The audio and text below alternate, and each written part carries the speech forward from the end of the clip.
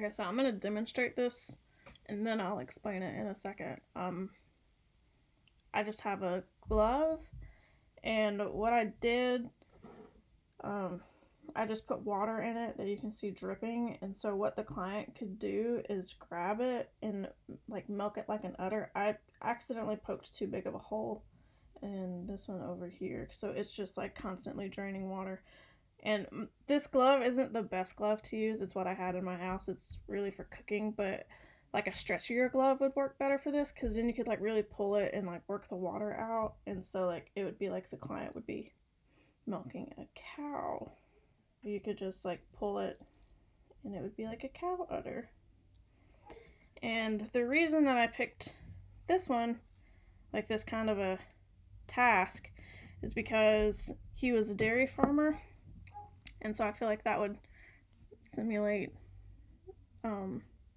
him working as the dairy farmer when he was younger, before he got his Parkinson's diagnosis. And then, so like that was a task that I came up with.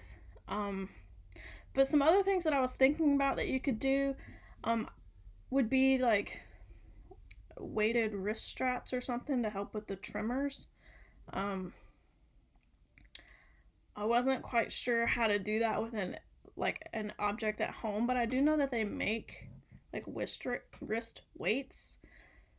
So I would be interested to see if that would help him as well, like to have that kind of resistance on his arms to help steady a tremor. And then I know that people use anti-vibration gloves. And so I also wonder if a glove kind of like that would help him with his tremors. And then a way to make the task more challenging, because I know that like the water is just kind of like running out of one of the holes that I poked too big. I bet you could add like cornstarch or some thickening ingredient to make it harder to like pull the liquid out of the hole. You could use syrup,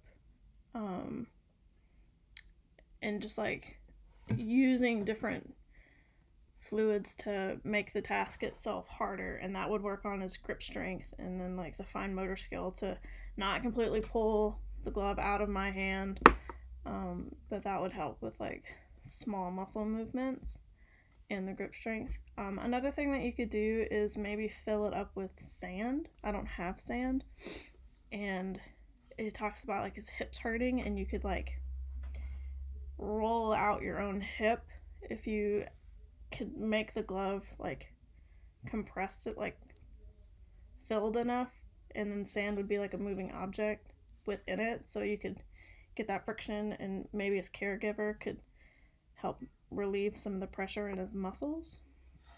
The sand idea could be the same for his hands. You could just fill the glove up with sand, and he could just like kind of like hold the glove in his hand like that, and just squeeze it without holes in it, and that would also help his grip strength. So there's multiple different things that you could do. My project was this cow udder idea, but there's a bunch of different things that you can do with gloves that I never really thought about until this assignment. So thanks for watching.